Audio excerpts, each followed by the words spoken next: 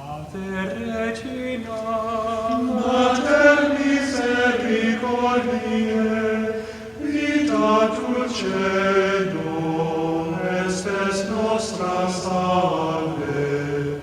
The Lord be with you. A reading from the Holy Gospel according to Luke.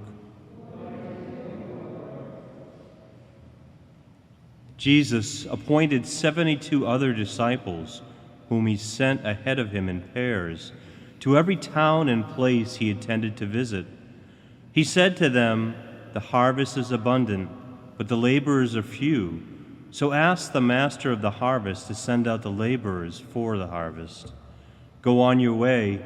Behold, I am sending you like lambs among the wolves. Carry no money bag, no sack, no sandals, and greet no one along the way. Into whatever house you enter, first say, 'Peace to this household.' If a peaceful person lives there, your peace will rest on him, but if not, it will return to you. Stay in the same house and eat and drink what is offered to you, for the laborer deserves his payment. Do not move about from house to another. Whatever town you enter and they welcome you, eat what is set before you, and cure the sick in it, and say to them, 'The kingdom of God is at hand for you.' Whatever town you enter and they do not receive you, go out into the streets and say, 'The dust of your town that clings to our feet, even that we will shake off against you.' Yet know this, the kingdom of God is at hand. I tell you, it would be more tolerable for Sodom on that day than for that town." The Gospel of the Lord.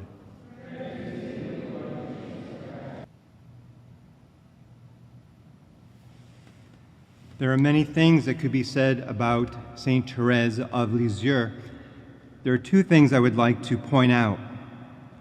The first, she was very much in the present moment. Her, what's called now the little way, is about living in the present moment, or as we heard in the Gospel, the kingdom of God is at hand, recognizing that God's kingdom is now, is with us.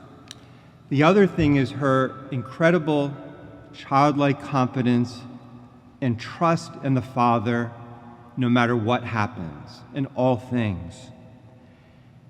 And she would warn us about being careful, which we have a tendency to do, to get caught up in the past with unforgiveness, bitterness, anger, and on the other extreme, the future, being filled with fear, worry, and anxiety. And our first reading, the book of Job, describes really well about not getting stuck in the past. We have poor Job. Many of us, we know the story of Job. He's lost everything: his family, the farm animals, his property, his children. He also has all kinds of physical problems, health issues, conditions.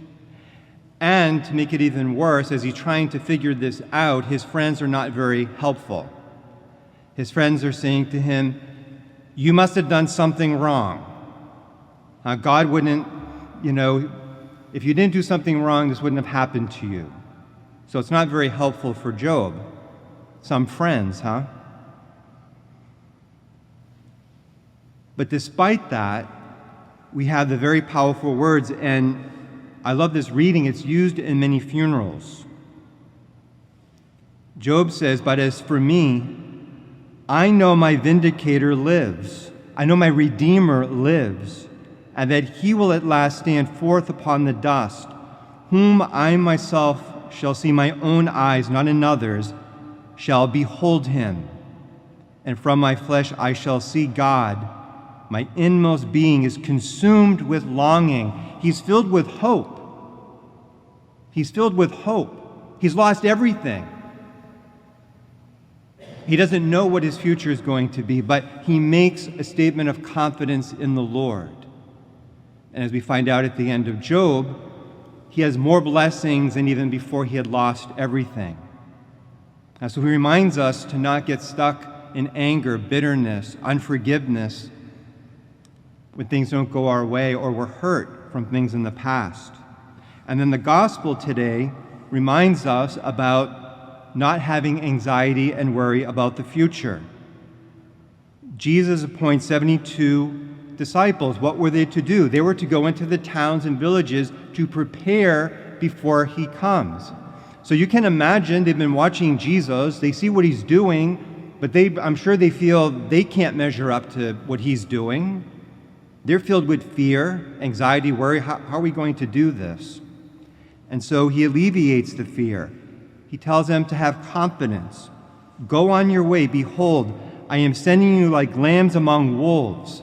Now, that doesn't sound very encouraging at first, right?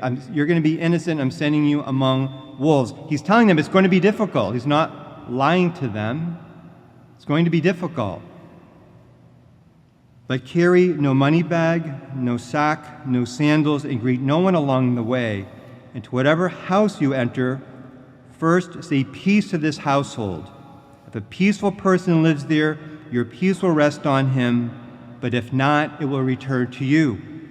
So he's saying, don't even worry about convincing people. Don't even worry about that. Go in there with peace to serve, to prepare them. If they reject you, keep your peace. Don't have worries and anxieties. Now, St. Therese, his little way, is very powerful.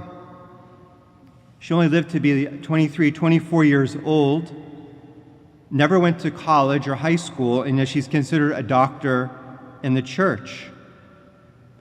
And some people, listening to this may say, well, you say not to worry about the past, not to worry about unforgiveness, not to worry about the future, anxiety and worry. And you might be thinking, you're saying to trust in the Lord in all things, but I keep falling into the same sin over and over again. There doesn't seem to be relief. I'm losing my confidence in God. If that's been your experience ever, or now your experience, St. Therese of Lisieux is the saint for you. She has a special love for people who keep falling over and over and to sin. This is her spirituality. Smallness is wanting without ceasing, to keep ourselves humble even if we keep falling. So she's saying, stay little, stay like a child before a merciful Father, even if we keep falling.